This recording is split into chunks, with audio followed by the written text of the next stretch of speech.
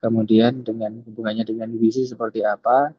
Jadi kaitannya mungkin nanti teman-teman akan menerima beberapa atau misalnya bekerja nanti di rumah sakit atau di mana menjadi dietitian, kemudian akan mensuggest gizi atau nutrisi yang penting untuk beberapa pasien. Nah, mungkin akan berhubungan dengan itu.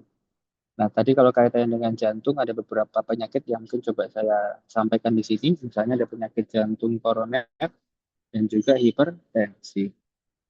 Nah, penyakit jantung koroner tadi sudah kita sempat singgung ya. Jadi itu adalah gangguannya karena adanya penyempitan atau penyumbatan arteri koronaria. Nah, itu terjadi ada suatu plak maka bisa disebut sebagai aterosklerosis gitu. Nah, nanti gejalanya mungkin seperti ini, ada nyeri, kita sebutnya angina ya, itu nyeri dada, kemudian bisa saja berlanjut menjadi serangan jantung atau bahkan sampai gagal jantung. Nah, maka pasien-pasien misalnya di rumah sakit itu yang rawat inap dengan kasus gagal jantung maka perlu nutrisi yang disesuaikan gitu. Kenapa? Karena ada suatu kondisi yang tertentu pada penyakit jantung koroner. Dan juga misalnya hipertensi. Orang dengan hipertensi, maka kajian nutrisinya perlu kita lihat kembali apa sih yang perlu dikonsumsi oleh orang tersebut. Misalnya hipertensi di sini teman-teman bisa melihat itu kalau keadaannya adalah di mana tekanan darah sistolik maupun diastoliknya itu lebih atau sama dengan dari 140 untuk sistoliknya, diastoliknya 90 ya. Jadi kalau dia 140 90 itu sudah masuk hipertensi, 150 90 juga masuk hipertensi. Nah, apa sih pentingnya hipertensi itu juga jadi faktor risiko utama untuk adanya penyakit jantung, stroke, bahkan juga ada gagal ginjal.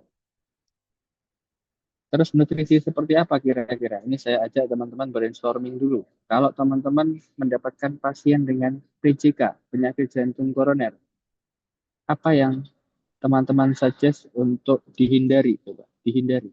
Apa kira-kira? Goreng-gorengan, Pak.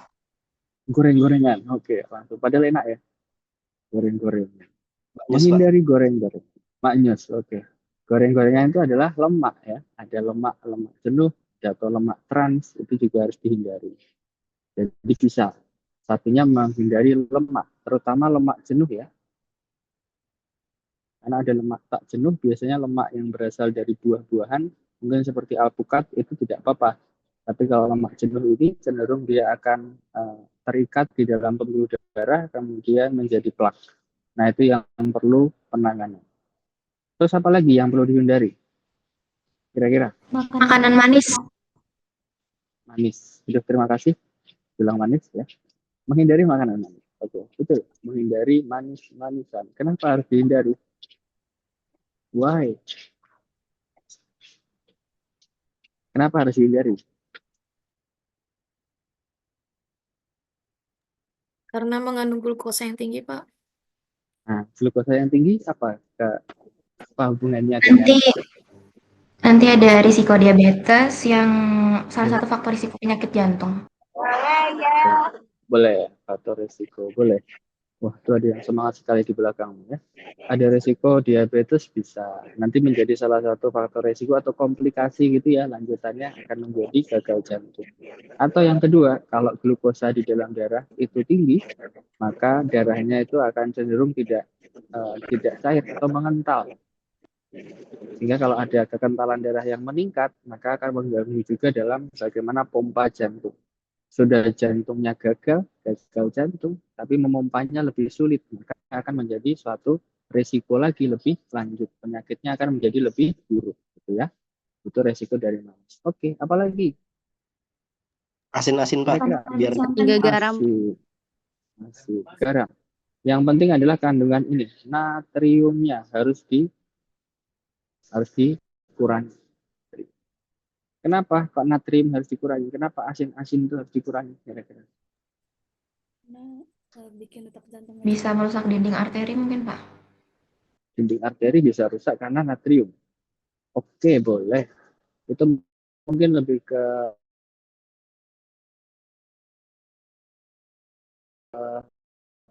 stres oksidatif, dia merusak pembuluh darah. Tapi natriumnya sendiri itu Kalau ngapain sebenarnya? Asin itu kan garam. tensi gitu Gimana? Pak, kan natrium Hmm? dia ngambil air ke darah. Sip, ngambil air ke darah. Kalau airnya ditarik ke darah, apa yang terjadi? Jadi volume darah sama lebih besar gitu, lebih banyak Pak.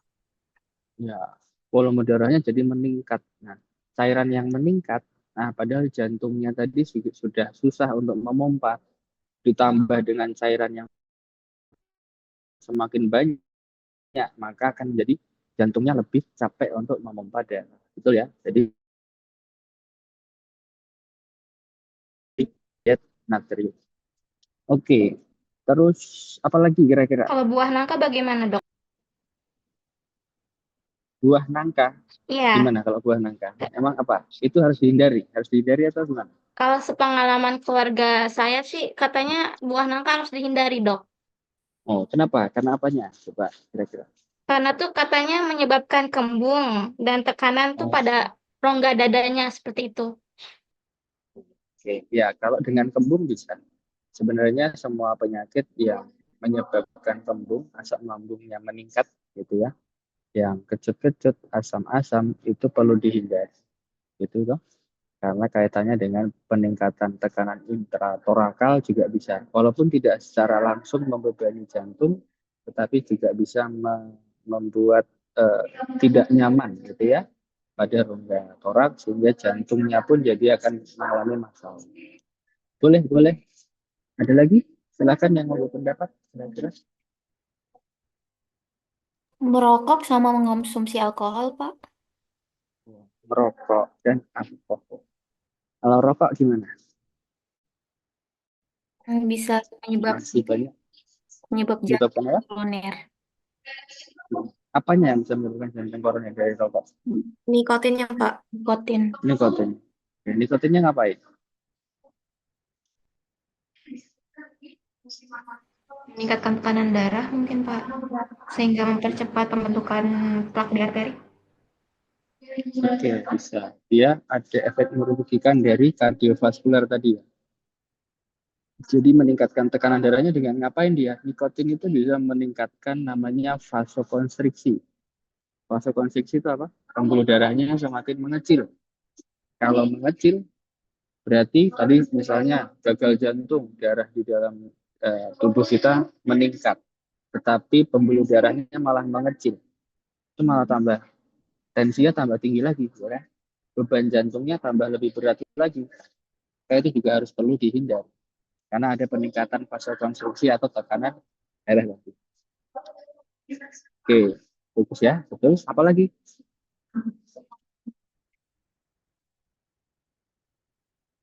Boleh? Siapa yang mau menambahkan lagi? Boleh? Ini kayaknya masih banyak ya teman-teman yang ahli hisap gitu, suka merokok gitu. Masih banyak nih kayaknya. Nanti bisa diingatkan sebagai dietitian nanti ahli nutrisi ya merokok itu kan juga tidak ada bagusnya untuk kesehatan. Jadi tidak hanya bisa memberikan kepada pasien tapi juga bisa kepada diri sendiri. Oke, bocor silakan. Siapa yang bocor itu? Nah, ini kalau teman-teman lihat ya, nanti secara kesimpulan yang bisa saya sampaikan. Ya, mic-nya siapa? Yang bisa ditutup dulu mic-nya, silakan. Sudah? Ya, saya lanjutkan tadi. Lemak jenuh trans harus diturunkan, meningkatkan terjadinya. Gula tadi sudah, natrium sudah. Nah, yang perlu ditambah sekarang berarti asam lemak yang terkait dengan omega 3 itu baik. Karena apa? Dia menjadi antiinflamasi. Antiinflamasi ini bisa membantu menurunkan kadar trigliserid. Apa itu? Kalau kita lihat kolesterol total itu komponennya banyak.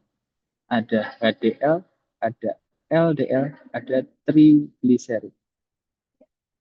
Salah satunya dengan asam lemak omega 3 itu dia bisa membantu untuk efek antiinflamasi dan juga menurunkan kadar trigliserid. Contohnya apa ini omega 3? Ikan. lemaknya dari ikan, salmon, atau dan lain-lain, itu bagus. Itu ya, contoh. Terus apa lagi? Antioksidan. Nah, antioksidan ini bagusnya untuk melindungi pembuluh darahnya. Tadi kan aterosklerosis itu ada plak di dalam pembuluh darahnya. Tapi bisa dilindungi dengan antioksidan. Biasanya banyak pada buah-buahan. Tadi buah-buahan yang banyak mengandung vitamin C, misalnya jeruk, gitu ya. Itu bisa, atau anggur, itu juga banyak antioksidan. Terus ini, fitosterol. Apa itu?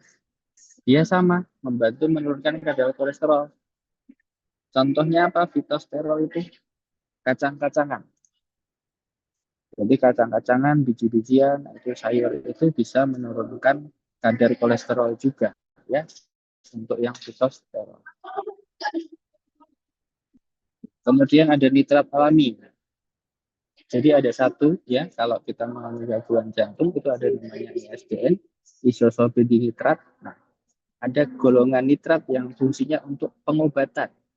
Nah, tapi kita ambil obat-obatan alaminya dari konsumsi atau nutrisi gizi dari makanan.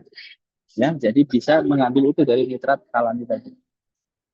Nah, itu bisa membantu apa? Nitrat itu bisa, kalau tadi nikotin itu menyebabkan vasokonstriksi, di sini dia malah bisa vasodilatasi. Itu ya. Itu untuk apa namanya? Beberapa mungkin saran untuk teman-teman yang ada di gizi seperti ini untuk faktor-faktor gizi yang berpengaruh pada penyakit jantung kronis atau mungkin pada hipertensi tadi, ya. Hipertensi dan juga pada ini, kalau hipertensi paling penting natrium. Kemudian jangan lupakan ion-ionnya, kalium, magnesium, dan kalsium. Kalium biasanya dapat banyak dari mana? Ada yang tahu? Buah-buahan? Pisang, Pak. Bapak. Ya, betul. Bapak, pisang. Nah, pisang ya. Saya cuma dengar bapaknya. Oke. Nah, ini pada pisang. Atau juga silakan pelajari ini. Diet DASH. Ya, Diet Association untuk stop hipertensi. Jadi ada beberapa diet kaitannya buah-buahan, sayur, biji-bijian, dan juga jangan lupakan rendah natrium dan rendah lemak jenuh.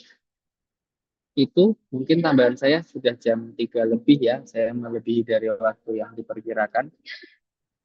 Nah, selesai ini kuliah saya untuk anatomi, sekaligus juga menjelaskan sedikit aspek klinis dan aspek gizi yang mungkin bisa akan banyak teman-teman dapat di kemudian hari nanti pada saat perkuliahan di prodi gizi. Mungkin itu ya. Ada pertanyaan dulu dari teman-teman semua?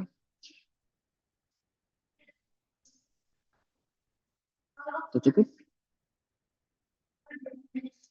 Cukup ya? Kalau Cukup, Pak. dirasa cukup, ya saya terima kasih untuk perhatian teman-teman.